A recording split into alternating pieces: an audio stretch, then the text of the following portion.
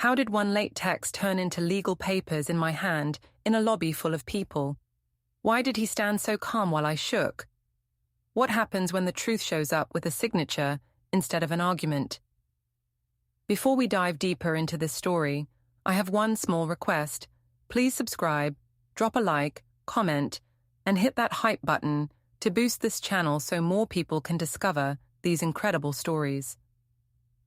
Eustacia Vale is my name, and I kept our life neat like the lines on Caleb's spreadsheets. I worked as an events coordinator at a co-working hub, so I knew how to make any mess look like a plan. People said Caleb was steady and kind. I said he was careful to a fault. I told myself I needed color, noise, and a little secret to breathe. That is how Marco slipped in, first as a vendor, then as a habit. At home I made jokes that cut, then called them humor. Friends clapped and filmed. I believed attention was the same as love. When Caleb went quiet, I said he was punishing me. When he asked about my late nights, I said work ran long. When he looked at the wall planner, I said he loved paper more than me. I wrote the traffic text on the night of the dinner. I already knew I would stop and see Marco. Caleb replied that they were waiting with the boss's wife. I took that as pressure, not care, and I drove slower. I entered the restaurant glowing with charm. The table smiled thinly. Caleb stayed calm. I called his calm control. I started the evening with a plan that I called self-care. I told myself I needed space after a long week of events at the co-working hub. I also wanted time to message Marco without Caleb watching my face. The house felt too neat, like a showroom. Caleb liked the counters clear and the mugs in a straight line. I said that made me feel trapped. I did not say I enjoyed the thrill of hiding in a clean place. Nina was drawing at the table. She asked if I would read to her later. I said I would if I was not too tired. Caleb said he could read and told me I should rest. He used that patient tone he saved for stress. I decided he was trying to win points. I messaged Marco that I could step out after bedtime. He sent a smiling face and said a short drive would be fun. I liked that he was easy. I pretended it was harmless because I did not plan to stay long. At dinner, I made small jokes that landed with a little sting. I said Caleb would alphabetize our feelings if he could. He smiled and changed the subject. I told myself he was being cold. The truth was more simple. He did not want to argue in front of Nina. I chose to ignore that. I needed a reason to leave the house later, so I built one. After we ate, I washed only my plate. I left the pan in the sink since I knew it would bother him. I told myself it was a test of love. He dried Nina's hands and asked if I wanted tea. I said tea made me bloated, and he should know that by now. He did not answer and set 2 mugs on opposite counters. It looked almost like a diagram. I took a photo in my mind and labeled it proof that our marriage was too stiff. I went upstairs and sent Marco a message. I told him I could slide out around 9. He said he would park by the river and keep the lights off. I looked in our guest room as I passed. The blanket was slightly disturbed, like someone had sat there. I told myself I had thrown laundry earlier. The idea that Caleb might have slept there a night or 2 felt silly. I was the only dramatic one in this house. That is what I told myself. On the landing, I listened for Caleb.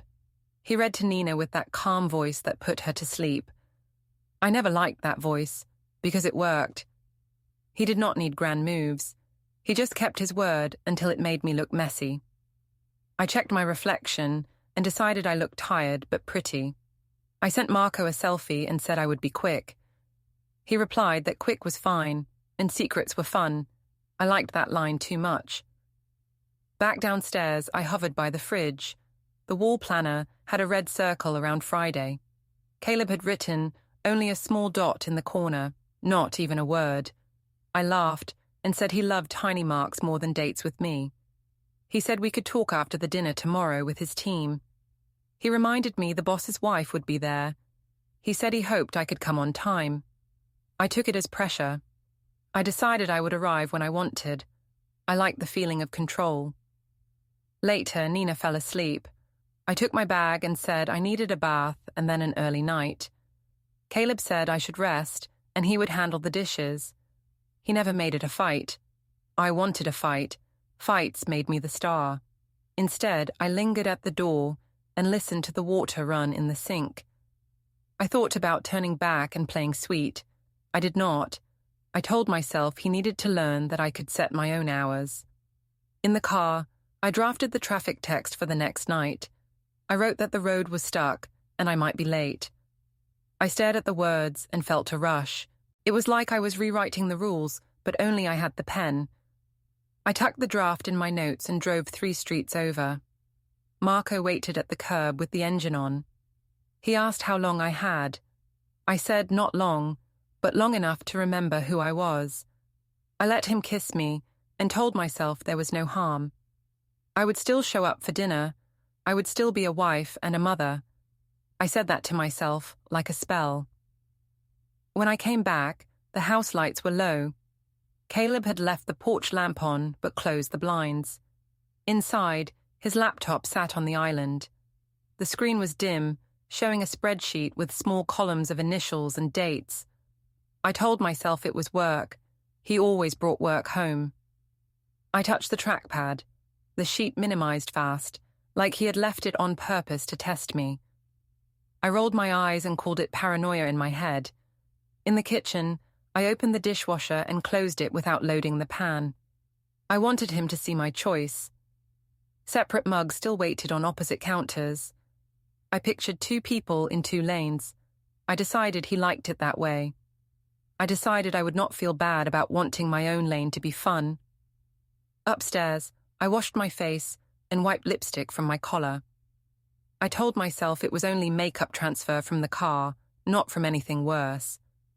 I changed into soft shorts and came back down for water. Caleb stood by the sink drying his hands on a towel. He asked if I felt better. I said I needed space and honesty. I said his silence felt like punishment. He said he did not want to argue. He spoke in that even tone again. I decided he was trying to win by being perfect. I could not admit that he was trying not to wake the child. We moved around each other like careful dancers who had forgotten the song. He asked about the schedule for tomorrow. I said I would be there unless traffic hit. He nodded once. The nod felt like a judgment. I promised myself I would float in late, glow with charm, and make everyone laugh. I wanted the boss's wife to see me as light and him as heavy. I forgot that people often see more than we think. I checked the guest room again before bed. The blanket looked smoother now. Maybe he had straightened it. Maybe he cared about appearances in ways I could use. I sent Marco a last message and said tomorrow might be tight. He said tight was fine and I should text if traffic happened. I smiled and set my phone to silent. In the dark, I lay next to Caleb and stared at the ceiling. He breathed slow. I hated that I could not pull him into a loud scene. I liked loud scenes. They made me feel alive and special. When the house was quiet, I felt small. I told myself I was not small. I told myself I was a woman who should not be pressed into a neat box. Then I heard a small sound. It was a gentle chime from his nightstand. His phone lit the room for a second with pale blue. He tapped it and the light died. I turned my head and saw the text on the screen before it dimmed. It read a label that made no sense to me. It said Riverside 8:10 a.m. He swiped and set the phone face down. He did not speak. I kept my eyes on the dark and tried to slow my breath. I told myself it was a work reminder. I told myself he needed structure like a child. I told myself nothing was wrong. But the word sat in my chest like a small stone. Riverside. A time on it like a plan. A plan that did not include me. The house stayed quiet. I listened to his steady breathing and felt too awake. The hook in my mind pulled hard. A private alarm, muted in the dark, with a name I could not place. Riverside 8:10 a.m. I spent the day telling myself the dinner was only a formality. I told myself Caleb liked parading me in front of his work friends so he could look successful. I said I would give them sparkle and keep my real fun for later. By mid-afternoon, I opened my notes app and rewrote the draft text about traffic. I timed it so the message would seem natural. I studied a map and chose a side street where I could stop without being seen. I told myself this was smart planning, not lying. I put on a dress that looked soft under dim lights and took a selfie for Marco. He sent a quick reply that said the car would be ready by the river. I felt that easy high again. Before I left, Caleb checked Nina's backpack and said bedtime might be later. He added that the boss's wife would be at the table. He asked if I could try to be on time. I said I would do my best in the city traffic.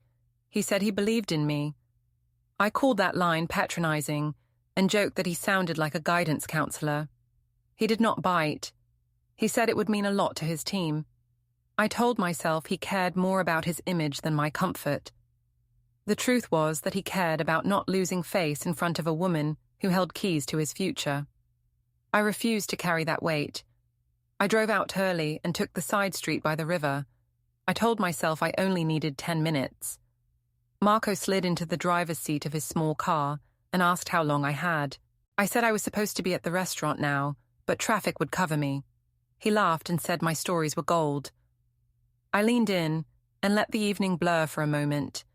It felt like stepping into a different life, where I was the brave one who broke rules and still kept her crown. I checked the time and said I had to go. He said he would stay close in case I wanted a ride later. I said I did not need that, but I smiled like I might. At a red light, I sent the text to Caleb that said I would be late because of traffic. I added a little car emoji to soften it. He replied within a minute that they were waiting with the boss's wife. He said he had saved me a seat by her. I felt like he had set a trap, as if he wanted to show me off and then judge me for shining. I decided to make an entrance that would reset the room in my favor. I parked 2 blocks away and walked in, slow, head high, dress catching the light. The long table ran along the wall under a string of warm bulbs. People lifted their eyes when I walked in. Some smiled because they knew me from stories I told. Loud, funny, sharp. Ria sat near the middle next to Caleb. She wore a calm face that did not give much away. I moved to my seat and apologized for the delay. I said the bridge had been a mess and the signals were down. Caleb nodded once and said he had ordered me sparkling water. I called that control in my head. I wanted wine. I told the server I would take a glass, and I laughed as if the room belonged to me. I started with light jokes about work. I said co-working people could not find the coffee machine without a map. I added that I kept the place upright by sheer force. Graham, my manager, sat at the far end. He raised his hand in a polite wave and looked back at his plate. I wondered if the rooftop video had already traveled. I glanced at my phone and saw 2 new tags from Joy. She had posted a boomerang of me tossing my hair into the restaurant. I told myself it was good press. Ria asked about my role. She spoke in a tone that sounded interested but not charmed. I said I handled everything from vendor schedules to social media cross-promotion. I added that I had an eye for presentation and that Caleb benefited from that at home. People chuckled. I pushed the line. I said he would alphabetize our feelings if I let him. Some at the table laughed too loud because they liked the edge. Others looked at their plates.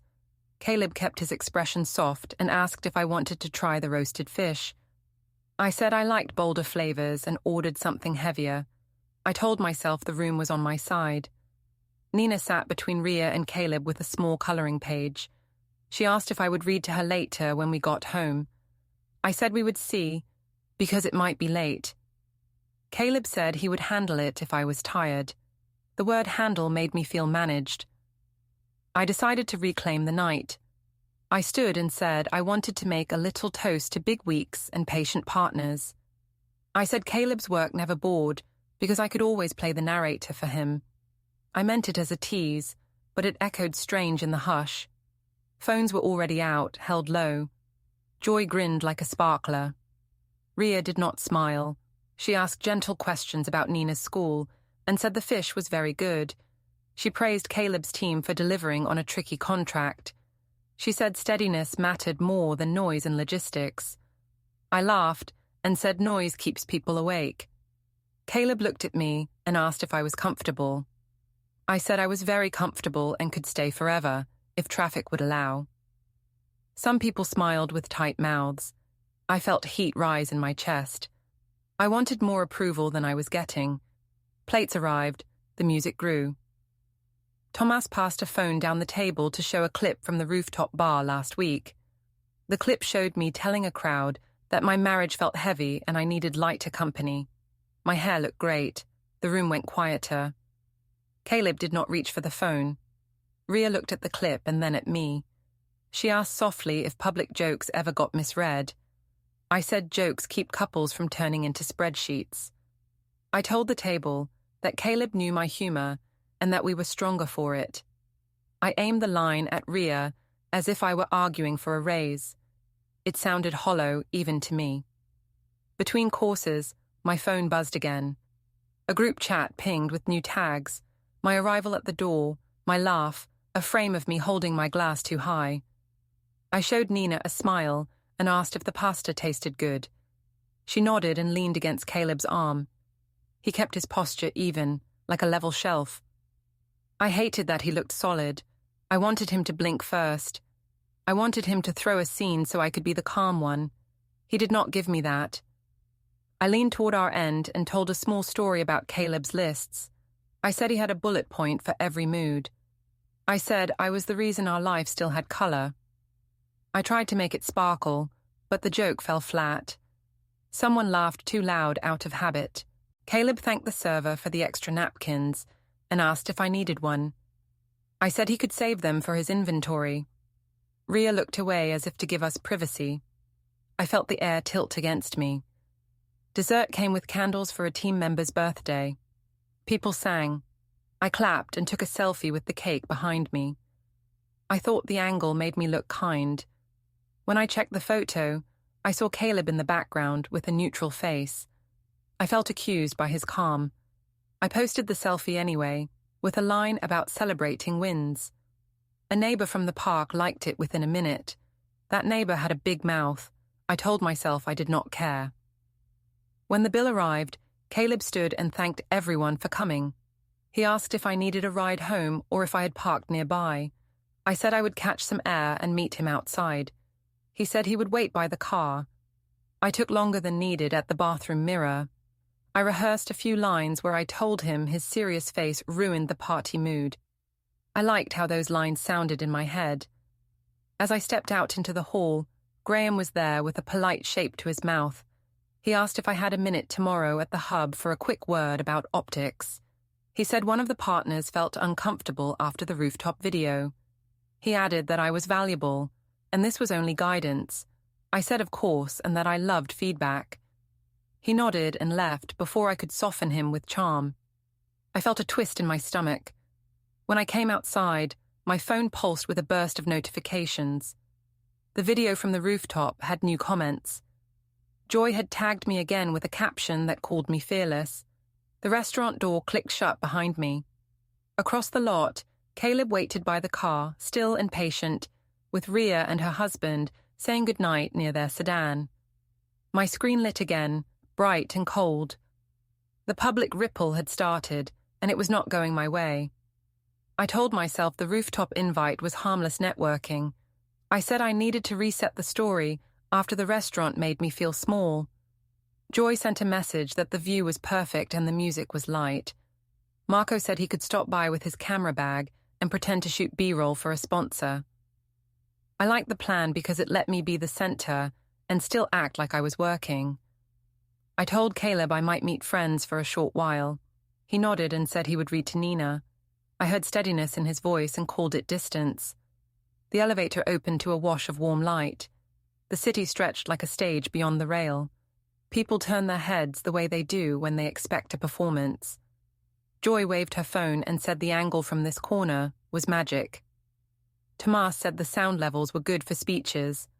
I laughed as if I had no idea what that meant, but my stomach lifted at the word speeches. I said I was only there to relax. I walked the deck like it already belonged to me. Marco arrived with a dark bag and a grin. He hung the strap by the bar and stood close enough to feel familiar, far enough to be deniable. He asked if I wanted a quick shot on the railing with the skyline behind me. I said yes because it looked like power. He framed me against the lights, then showed me the screen. I looked sharp and free. I told myself this was the version of me that Caleb refused to understand. I said out loud that the camera loved me. Marco laughed and told me to keep that chin angle. It felt like I was being trained for a better life. People gathered in a loose ring. Joy said there should be a toast to brave weeks. I said it was silly and then did not sit down. Tomas tapped a spoon against a glass and said the floor was mine. I told myself I would keep it light and sweet, but the quiet in the group felt like a dare.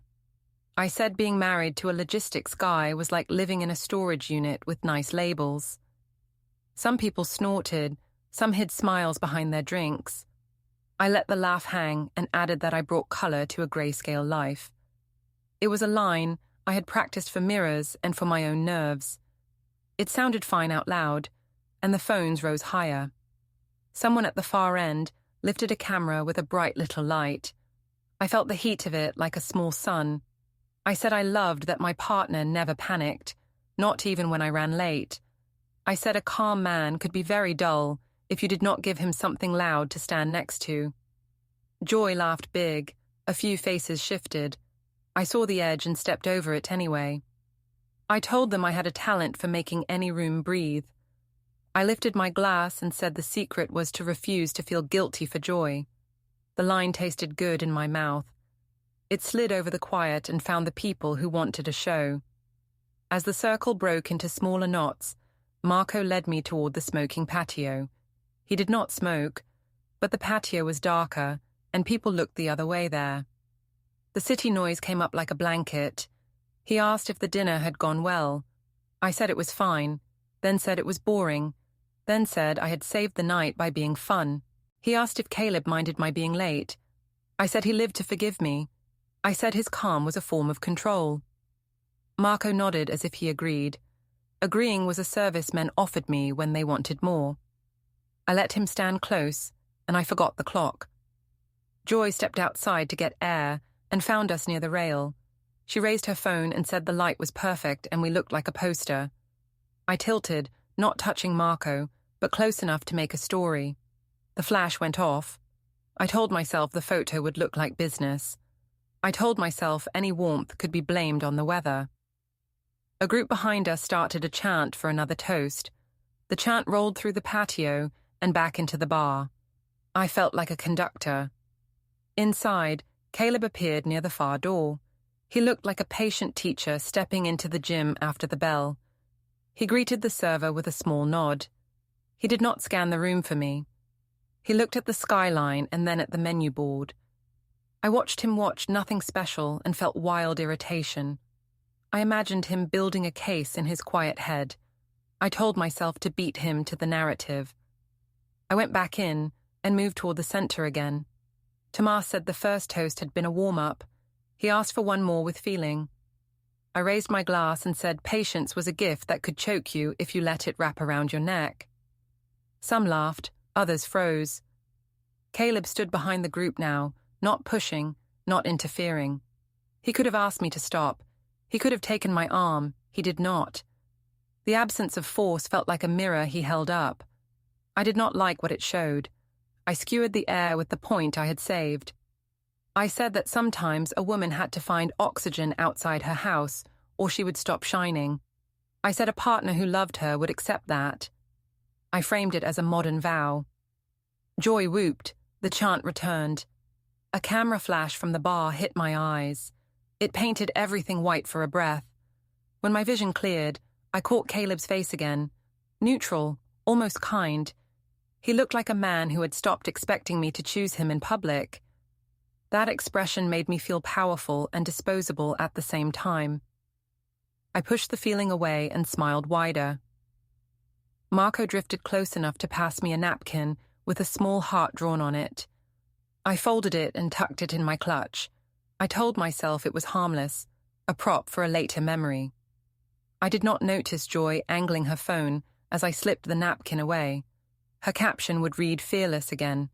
That word would gather both cheers and knives.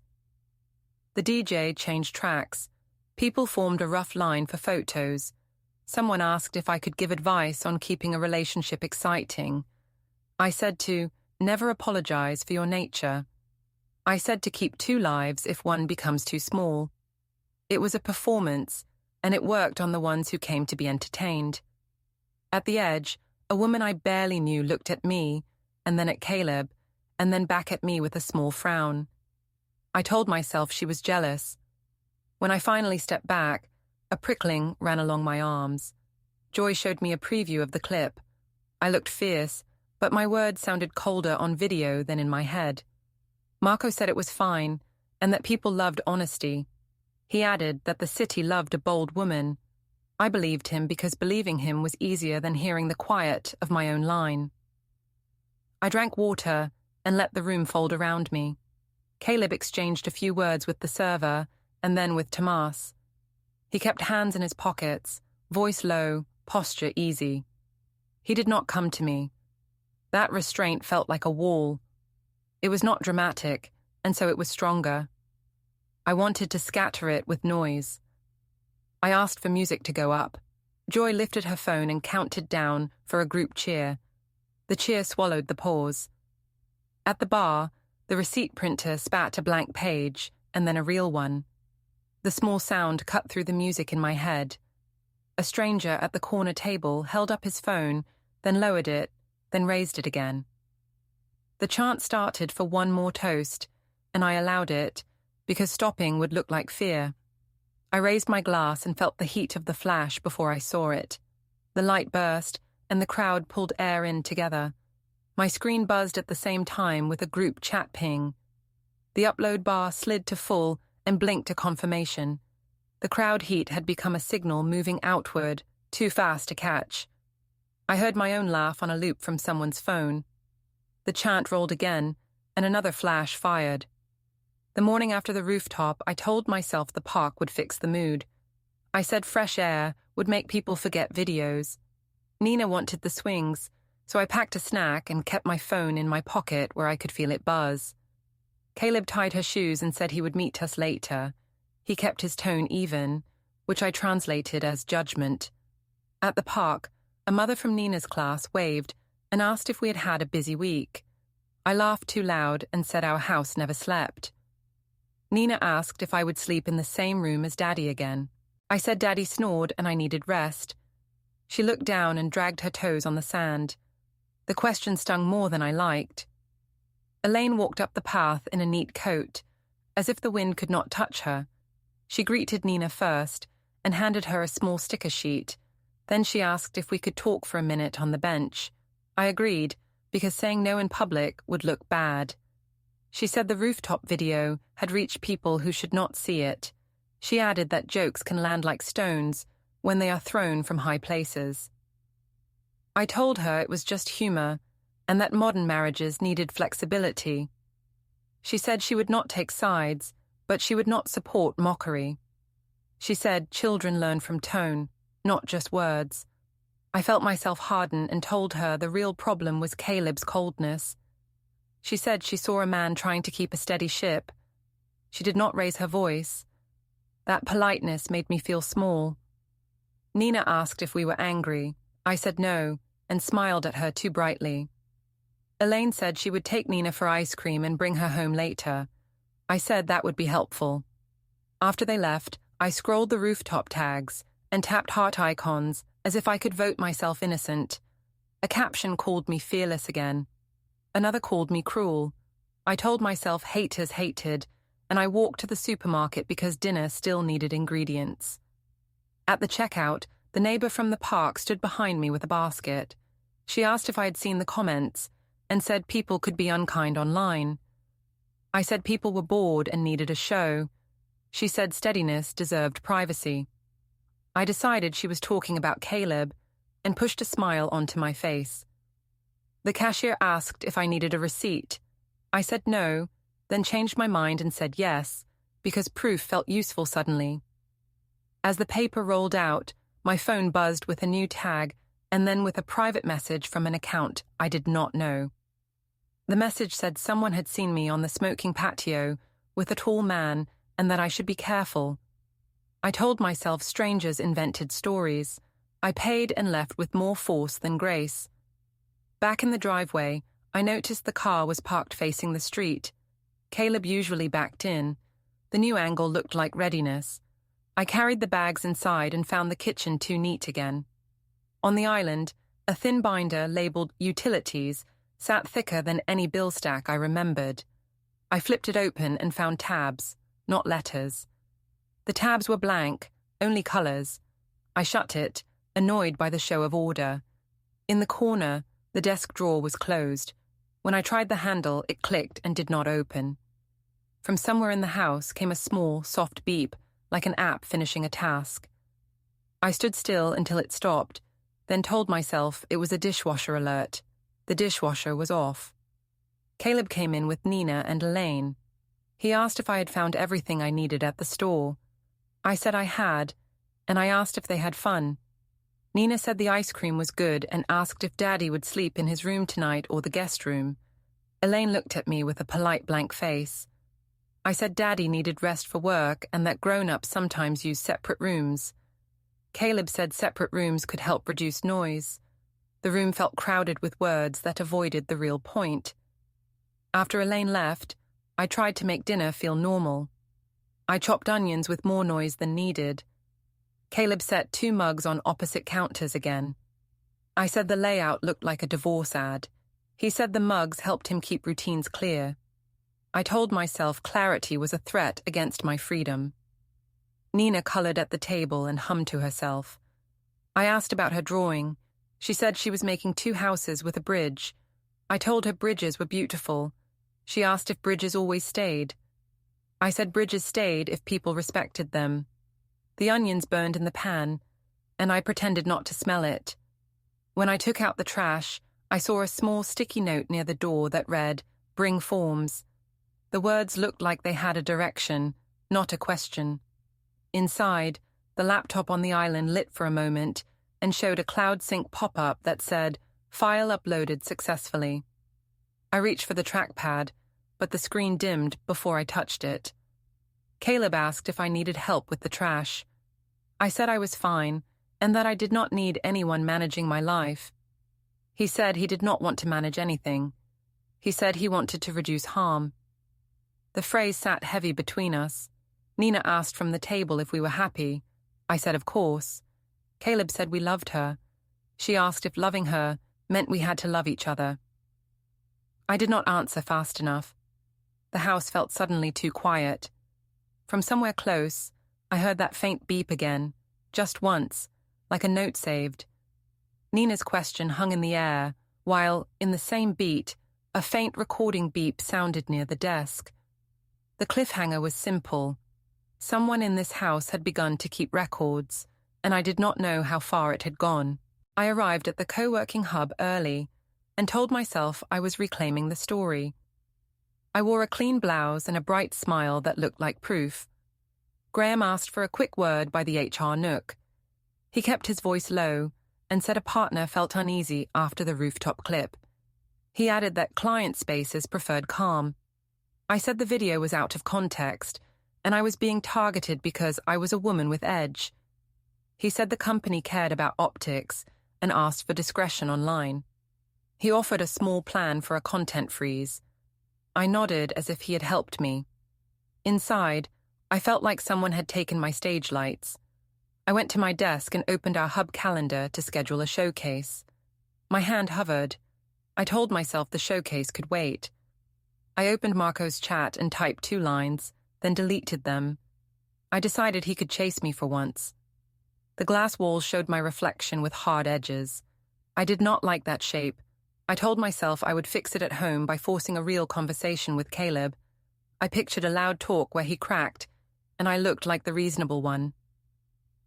In the parking garage, the air carried the dusty hum of fans. Caleb was already by our car with a tote. He said he had errands to run and would take Nina later to her piano lesson. He used that even tone again. I said we needed to talk about loyalty and respect. He said we would talk when the house was calm. I wanted to argue in the echo of the garage. He did not give me the echo. He asked if I needed the trunk and moved aside. I said I would handle my own bags and that he could stop managing me. He did not react. At home, the island was clear, except for 3 binders labeled Home, Auto, Bank in neat black letters. I told myself he was stress cleaning. The laptop screen lit and showed a spreadsheet with initials and dates. A cloud sync pop-up slid up and read File uploaded successfully. I tapped a key and the window minimized as if it had been waiting for me. On the corkboard near the door, a sticky note read, Bring forms. The words looked like a list with a path at the end of it. The guest room door stood half closed. The bed looked smooth, a shape of absence. I tested the desk drawer again. It clicked and stayed shut. I wanted to shake it. Instead, I paced and planned my scene. I told myself I would accuse him of letting his mother control him. I would frame my late nights as hard work. I would call his calm emotional cruelty. When I heard the door, I turned the corner with a ready face. He asked if I had eaten. I said I could not eat because of stress. I added that the online crowd had twisted my words. I said I needed support, not judgment. He said he had seen the rooftop clip and the dinner tags. He said he did not want to speak about us in front of anyone ever again. He said he would protect Nina from public conflict. He kept his voice quiet and steady. It made every word land heavier. I tried to pull him into a fight. I raised my volume and threw my arms. I said he had abandoned me emotionally. I said he had turned our home into a lab. He said he would not fight. He said boundaries were necessary now. He said sleeping in the guest room would continue. He added that schedules would change and expectations would be written down. The phrase written down stung more than the distance. I walked to the fridge and waved at the empty spot where fun should live. I said he had made our marriage into a checklist. He did not answer. He moved calmly through the kitchen, rinsed a mug, and set it on one counter, while mine sat on the other. The separation looked intentional, like a visual policy. Nina padded in with bare feet and asked about dinner. He said he would cook pasta. I said I could do it. He said he had it handled. He did not look at me while he boiled water. After bedtime, I tried again. I said the rooftop was performance art. I said loyalty was complex. I said my heart was wide and that did not mean betrayal. He listened and then said he had gathered what he needed to understand our home. He said he would handle matters properly. The word properly rang like a soft bell I could not stop. He opened a drawer with a key I had not seen before and slid in a single USB stick labeled with today's date. He closed the drawer. He said the rest would be quiet. He went to the guest room and shut the door with no drama. The house hummed in the same tone as the garage fans, as if processes had already begun away from my voice. He said he would handle it properly and placed a single dated USB in the locked drawer. The cliffhanger sat cold.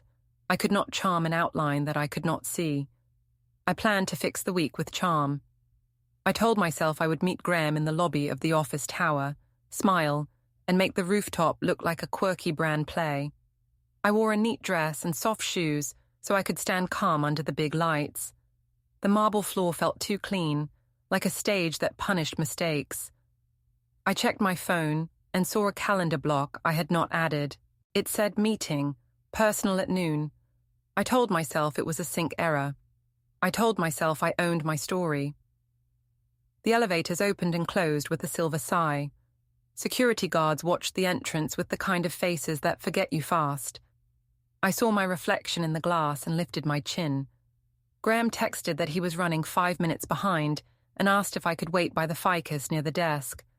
I stood there, arranging my features into kind interest. I planned how I would say that the rooftop clip helped the hub and raised engagement. I decided I would not say anything about home. A man in a navy jacket stepped from the security desk and asked my name. He spoke in an easy tone, like a hotel clerk. I said my name and asked if there was a package. He said he had documents to deliver and asked me to confirm my address. He spoke slowly, so there would be no confusion. I felt my mouth go dry. He said he was a process server and the documents were for me. He held out a folder with my full name spelled right. I told myself it was a prank. I told myself I could refuse it. He said service was complete upon delivery. His words were smooth as a door latch. I took the folder because my hand moved before my mind did. The top page showed boxes and lines. The words divorce petition sat in the first paragraph. The next page summarized temporary orders. There were parts about use of the home, access to accounts, and a custody schedule for Nina that began today. I saw the phrase temporary schedule and felt the lobby tilt. I tried to read fast, as if speed could melt the text. It did not melt. It set. 2 co-workers from another floor walked past and slowed without meaning to. Graham arrived then, took in the scene, and kept his face neutral. He asked if I needed to sit. I said I was fine. I was not fine. The process server explained that today I would pick up items at a set time and then leave the home for a short period while schedules stabilized. He said exchanges for Nina would be at a neutral point with posted hours. He pointed to a line that gave the first handoff time. It was this afternoon. I called Caleb. His phone went to voicemail.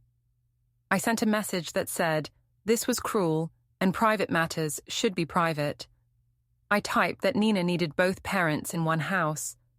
A reply did not come. Another page in the folder listed a simple inventory process for shared items. There were no insults in the words, only steps. The lack of heat made the steps feel colder. Graham said the company would give me the day. He said we would talk about operations later. He did not ask for details. He did not need to. The lobby told the story. I sat in a chair with chrome arms and tried to breathe like a normal person. The security guard looked everywhere but at me. A woman from the cafe whispered to her co-worker and then stared at the floor. My phone buzzed with a calendar invite that matched the temporary schedule. It clicked into place on my screen without asking me. It looked like a road I had not chosen. I thought of Nina's drawing with 2 houses and a bridge. I told myself bridges could bend. The server nodded once and walked away, his duty done. Graham said he would email HR about leave time. He said to text if I needed a car. The marble floor felt harder under my shoes. I stood up because sitting made the folder heavier. The elevator bell rang, bright and final. I stepped in, holding the papers that already worked without my voice.